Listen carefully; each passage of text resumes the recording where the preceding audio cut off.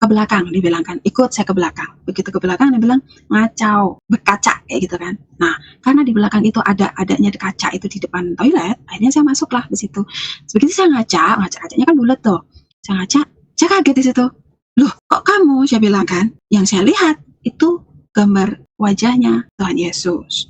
Ya saya bilang, loh, kok kamu? Kamu kan Tuhannya orang Kristen. Kamu kan Yesus. Saya bilang kayak gitu kan.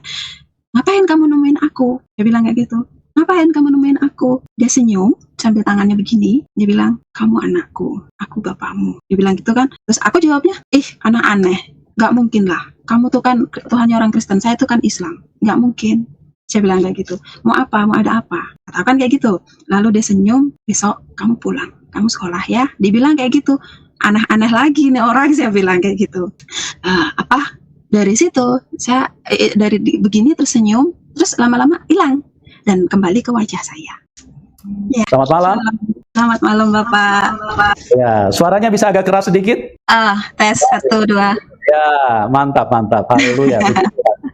Iya. Wajahnya bersinar kemuliaan Tuhan karena Amin. Tuhan Yesus itu Tuhan yang sangat nyata, ya. Bukan Tuhan yang dituhankan, bukan huruf-huruf yang dituhankan, tapi benar-benar Dia hidup, ya. Dia hidup dan Dia sangat nyata, ya. Itu sebabnya kalau kita percaya Tuhan Yesus, wajah kita akan bersinar. Bukan bersinar karena dicuci air, ya. Kalau dicuci air itu cuma daki yang keluar. Itu tidak ada cahaya. Tidak ada cahaya kalau cuma dicuci dengan air. Itu cuma daki yang digosok-gosok, cuma debu yang nempel, digosok-gosok keluar itu. Tapi kalau di dalam Tuhan Yesus, wajah kita diubahkan dengan sinar kemuliaan Tuhan, ya. Oke, terima kasih Mbak Ari, Anda sudah hadir pada malam hari ini.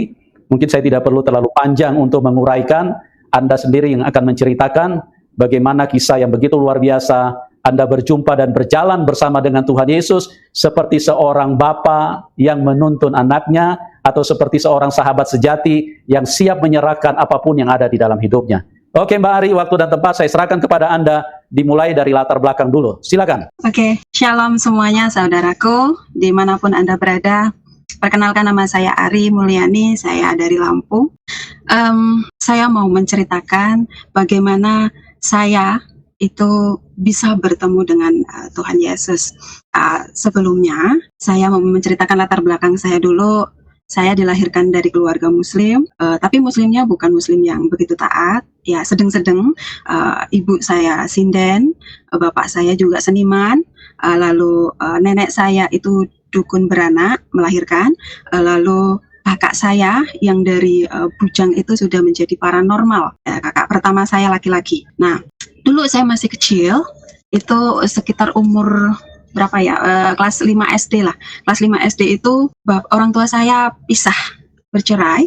Nah, ibu saya nikah lagi dengan orang lain, bapak saya tetap sendiri.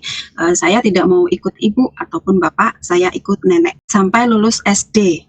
Begitu lulus SD, saya sekolah SMP. Seperti hari-hari orang Muslim umumnya.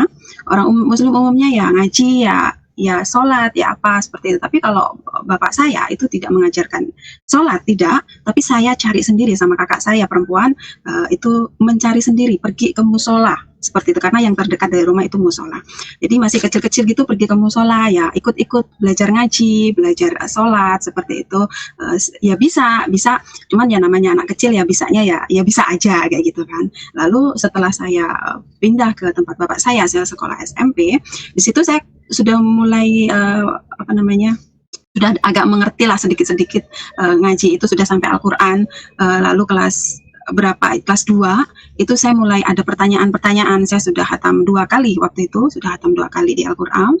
Saya tanya sama bapak saya mau ikut sekolah yang di madrasah situ. Saya bilang kayak gitu. Lah kenapa? Katanya kan karena di situ bisa ada arti dari Al-Quran. Aku kepingin belajar arti dari Al-Quran itu apa. Saya bilang seperti itu. Bapak saya bilang silahkan, dibolehkan, tetapi jangan terlalu dalam, nanti kamu tidak stres.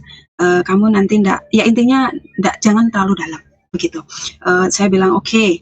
Terus saya berjalan seperti biasa, pelajaran demi pelajaran saya lalui. Tibalah waktu itu saya ada pertanyaan yang agak mengganjal, agak kurang enak di hati lah seperti itu, tentang waktu itu dibilangnya orang nikah kalau ada masalah itu boleh bercerai seperti itu. Tetapi sebenarnya itu dibenci Allah. Begitu kan lah. Saya kan ya di situ ada pertanyaan, boleh cerai tapi dibenci Allah loh, kok iso kayak gituin, kenapa, saya bilang kan lah. Terus di situ ada bisa jawab, intinya jawabannya ya, tapi nggak masuk lah, nggak enak di hati. Saya ya udahlah, oke lah, karena masih kecil. Lalu hari kemudian juga saya masih bertanya lagi, nah kalau seumpamanya suami istri, nah kalau seumpamanya KDRT seperti itu, kalau KDRT lah nanti gimana ya, pokoknya intinya boleh cerai tapi dibenci Allah, dibilang gitu. Nah ya saya terus cetuk tanya lagi, lah kalau dibenci Allah itu apa nggak masuk neraka, saya bilang kayak gitu kan. Kamu itu loh, jawabannya yang terakhir karena memang mungkin terlalu saya terlalu cerewet, akhirnya jawabannya seperti, kamu tuh loh perempuan, kamu tuh kalau mau masuk surga nantinya ya kamu yang penting ikut laki-laki, maksudnya ikut suami kamu seperti apapun kamu manut. Ya saya ngeyel, setelah ngeyel di situ saya dimarah-marah, dari marah-marah itu saya ngomong sama bapakku, kalau tadi aku ribut, aku tanya gini gitu nggak ini, akhirnya bapak bilang nggak usah berangkat lagi. Akhirnya oke lah nggak berangkat, ya saya cuma belajar sendiri di rumah, baca Al-Quran sendiri seperti itu, tetapi nggak lagi ngertiin lagi, takut nanti nggak salah seperti itu kan, takut nanti nggak salah. Nah di situ lulus SMP karena memang saya mau ngelanjutin sekolah itu nggak ada biaya, anaknya terlalu banyak, jadi saya kerja di umur 15 tahun.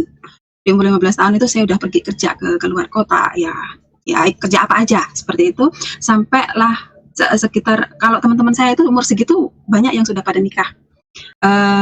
Saya sampai umur 18 tahun itu saya belum nikah, ya pernah lah pacaran sekali tapi nggak lagi, cuman sekitar 4 bulan tapi nggak lagi pacaran. Lalu 18 tahun itu pas waktu saya pulang dari kerja, bapak saya bilang, kamu sudah termasuk dewasa, teman-teman kamu sudah pada nikah, kapan kamu nikah, katanya kan, nanti kamu tidak dibilang perawan tua seperti itu, nah tidak baik katanya kan. Akhirnya dari situ saya doa, sholat, saya doa, saya bilang aku nggak mau pacaran, kalaupun siapapun nanti yang mau dengan saya, dia berani nembung saya, ngelamar saya langsung nembung sama orang tua saya terima. Saya mau siapapun itu, yang penting satu masih bujang dan orang baik-baik, saya bilang kayak gitu. Nah benar, itu di umur 18, nggak lama dari situ umur 19 saya ketemu sama orang itu, yaitu suami saya. Dia begitu kenal, ngomong senang, dan aku tantang seperti itu, dia langsung berani ngomong sama orang tua, dan sebulan kemudian dari kenal saya nikah. Jadi cuma 1 bulan perkenalan lalu kami nikah seperti itu.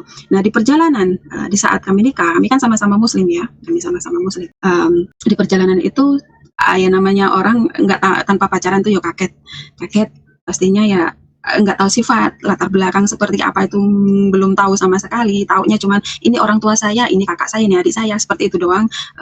Untuk yang lain-lain sifat segala macam belum tahu. Nah begitu mengancik, saya udah langsung hamil ya, langsung hamil di bulan kedua saya nikah, udah nikah itu saya langsung hamil. Begitu saya hamil pertama saya biasa aja, kedua saya bisa, maksudnya bulan kedua setelah bulan keempat itu mulai agak gesekan keluarga itu kuat banget, karena di mertua itu alirannya agak keras sedikit, untuk muslim yang agak keras sedikit. Saya sih ya anggap aja agak keras kayak gitu, karena berbeda banget dengan yang kami lembut seperti itu kan. Kami tidak selalu dengan kata-kata keras, jarang sekali dan udah alirannya lumayan cukup keras. Keluarga itu juga cukup disiplin karena mertua itu pensiun ABRI ya, jadi lumayan disiplinnya tinggi banget. Bukan hanya disiplin dalam hal yang positif, tetapi dalam hal negatif pun KDRT itu mulai seperti itu. Begitu KDRT mulai, dan keluarga besar yang pihak suami itu benar-benar tiap hari berantem itu hari-hari seperti itu. Jadi saya merasa nggak nyaman.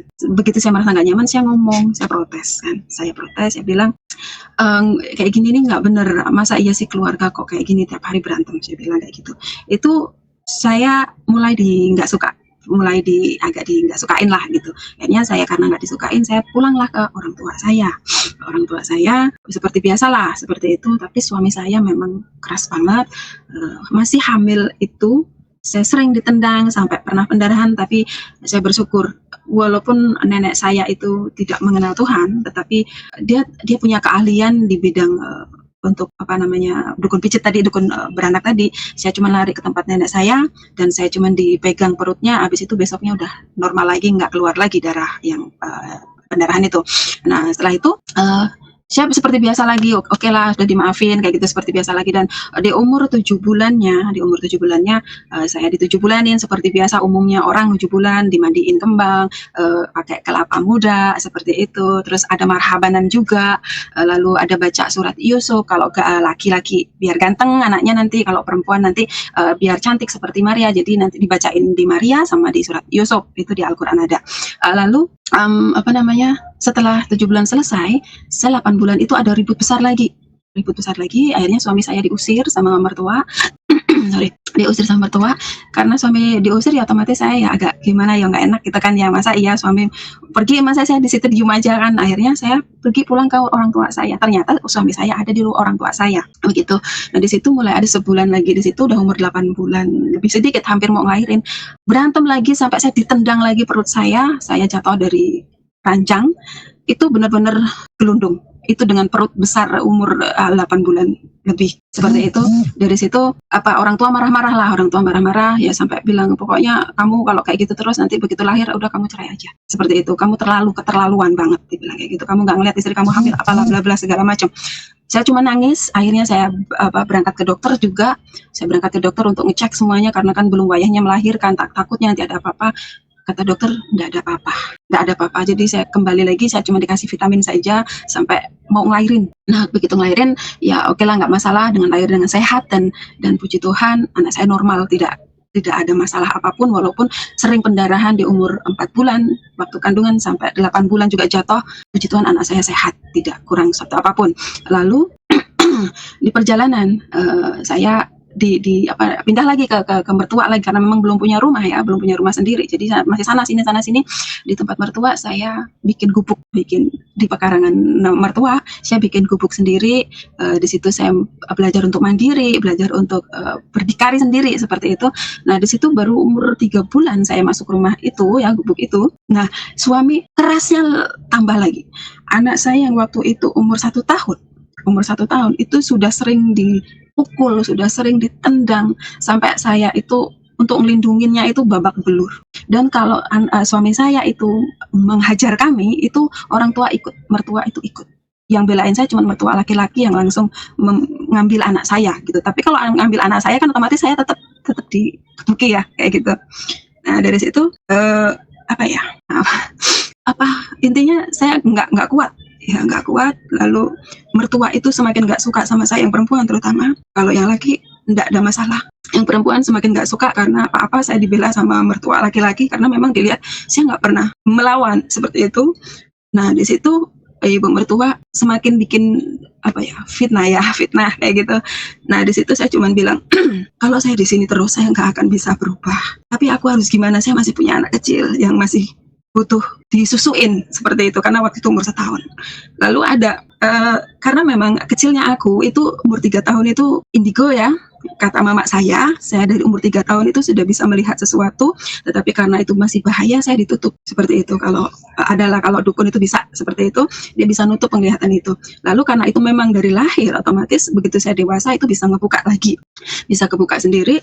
Waktu itu ada seliweran kalau orang Jawa, seliweran ya, selalu lalu lalang kayak gitu kan di depan aku, setan entah apa, tapi itu aku lihat setan sih ya, ngomong bisikin kayak gini, kamu pergi aja dari sini, dibilang kayak gitu.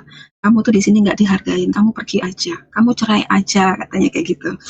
Lah otomatis kan saya nggak mau ya, nggak mau, anak saya masih kecil, kamu jangan mempengaruhi saya, kamu setan, saya bilang kayak gitu. Dia ketawa kayak gitu kan, nah, terbang kayak gitu, ngakak. Nah terus saya kurang ajar kamu, saya bilang kan. Nah dari situ terus saya sholat, aku harus gimana, saya nggak mau kayak gini terus. Lalu di situ saya kakak saya pulang dari kerja itu dia bilang, kamu mau nggak berangkat ke luar negeri, dia bilang kayak gitu. Anak saya masih kecil mbak, saya nggak mau, dia bilang.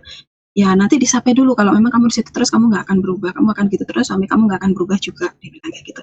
Itu suami kayak gitu, kalau memang kamu nggak mau cerai, kamu harus ngajar suami kamu dengan cara yang tegas juga, dia galaknya galak nggak benar, dia bilang kayak gitu kan, kata kakak saya.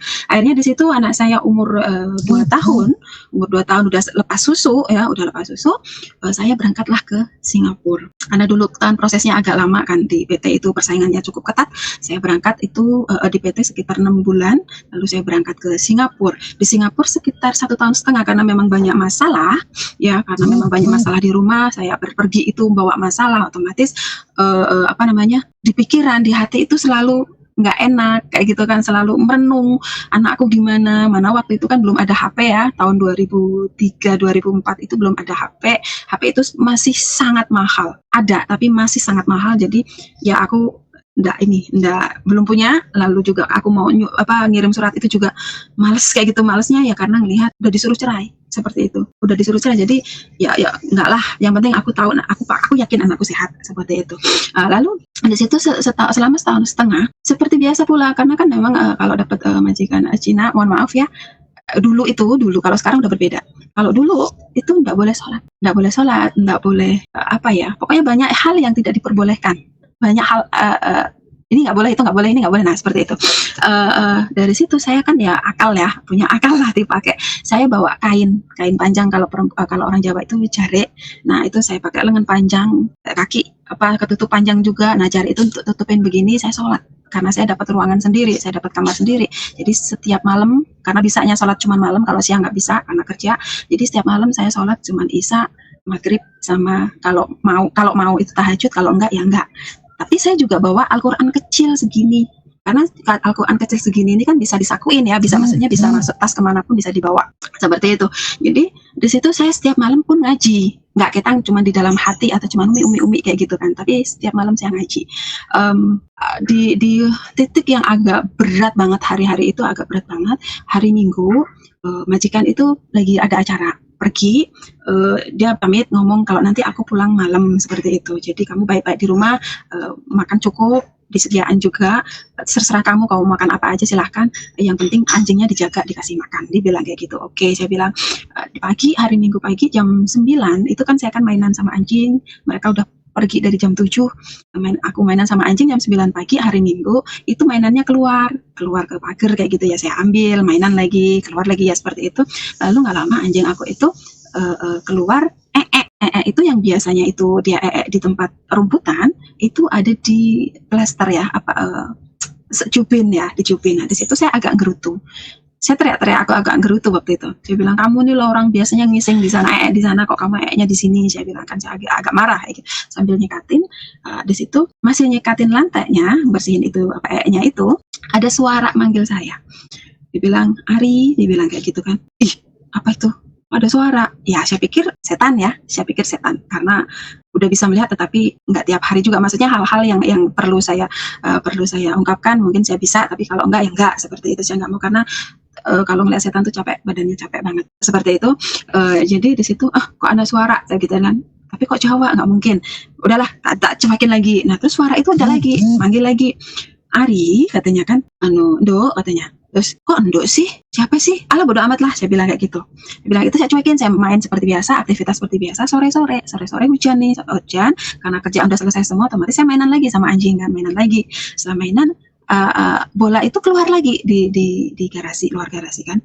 Nah saya keluar ambil, setelah ngambil hujan tambah deras, saya mau masuk kan, nggak tahu kenapa kok bisa nggak bisa ngebuka kayak gitu kan, nggak bisa ngebuka. Saya cuma diem depipil ya, ngiup ya, berteduh di pagar kayak gitu kan.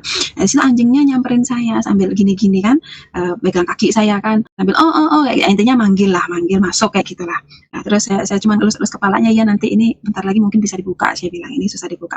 Nggak lama dari situ suara itu manggil lagi yang pagi tadi, Ari masuk katanya kan. Nah terus, loh kok ada suara lagi sih, saya bilang. Ya kan saya yakinnya kenapa kok saya bingung lah, orang di rumah nggak ada siapa-siapa, dan saya nggak kenal siapapun di situ kan, nggak pernah keluar, nggak pernah saya cuma kenal sama majikan kayak gitu. Otomatis ya saya, siapa sih kayak gitu kan. Akhirnya saya jawab di situ, siapa lo panggil terus dari tadi, kataku kan. Akhirnya masuk katanya kan. Begitu aku buka, bisa, pintu itu bisa kebuka, langsung aku masuk ngikutin suara itu. belakang, dibilang kan, ikut saya ke belakang. Begitu ke belakang, dia bilang ngacau, berkaca kayak gitu kan. Nah, karena di belakang itu adanya kaca itu di depan toilet, akhirnya saya masuklah di situ. Begitu saya kacanya kan bulat tuh. Saya ngaca, saya kaget di situ. Loh, kok kamu? Saya bilang kan, yang saya lihat itu gambar wajahnya Tuhan Yesus. Ya saya bilang, loh, kok kamu? Kamu kan Tuhannya orang Kristen. Kamu kan Yesus. Saya bilang kayak gitu kan. Ngapain kamu nemuin aku? Dia bilang kayak gitu. Ngapain kamu nemuin aku? Dia senyum sambil tangannya begini. Dia bilang, kamu anakku, aku bapakmu. Dia bilang gitu kan. Terus aku jawabnya, anak aneh. Gak mungkin lah. Kamu tuh kan Tuhannya orang Kristen. Saya tuh kan Islam. Gak mungkin. Saya bilang kayak gitu. Mau apa? Mau ada apa? Katakan kayak gitu. Lalu dia senyum. Besok kamu pulang. Kamu sekolah ya. Dia bilang kayak gitu. Aneh-aneh lagi nih orang. Saya bilang kayak gitu. Dari situ saya begini tersenyum, terus lama-lama hilang dan kembali ke wajah saya. Saya bilang, aneh loh nih orang. Lah Tuhannya orang Kristen kok nemuin saya lah. Wong saya ini harusnya kan orang yang ketemu saya, yang nemuin saya harusnya kan Muhammad kah atau leluhur yang lain kah kayak gitu kan. Kan banyak kan leluhur yang lain yang pendahulu-pendahulu yang nabi-nabi yang lain. Nah ini kan Yesus ya nggak mungkin dong. Tapi di situ saya nggak ngerasain takut karena memang hari-hari ngeliat setan ya. Karena ngeliat hari-hari ngeliat setan, ngeliat itu nggak takut dan berbeda gitu loh, berbeda banget. Nah di situ beberapa hari itu saya cuman ngedumel ngomong sendiri, nggak mungkin. Tapi di sini inget terus aneh, inilah aneh itu apa aneh. Yesus nemuin aku, aneh, nggak mungkin aneh kayak gitu kan, ngomong sendiri. Tapi di sini itu ada perbedaan, ada sedikit nyaman kayak gitu ya, tapi belum mengerti. Beberapa hari kemudian waktu itu kan saya sholat, saya cuman ngomongnya doanya gini, saya minta jalan yang lurus, saya nggak mau cerai, saya mau damai. Nah, ini ada apa dengan Yesus nemuin saya? Ini kan nggak mungkin. Saya Muslim, Yesus itu Tuhannya orang Kristen. Kok dia nemuin saya? Kan nggak mungkin. Kayak gitu. Ada apa dengan, sedangkan saya ini nggak tahu tentang Kristen, nggak tahu tentang apa, nggak ngerti. Setahu saya suruh sholat ya sholat, saya ngaji ya tiap hari ngaji, nggak ketang delik-delik, kayak gitu kan.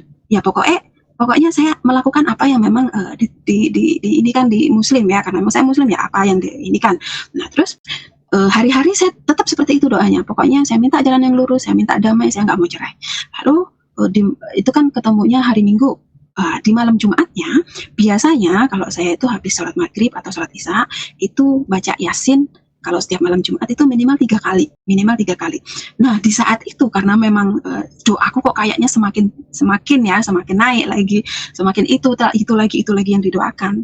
Lalu di situ baca Yasin itu lebih dari 3 kali, berkali-kali nggak kerasa sampai malam jam 11 lebih dikit lah, belum ada jam 12.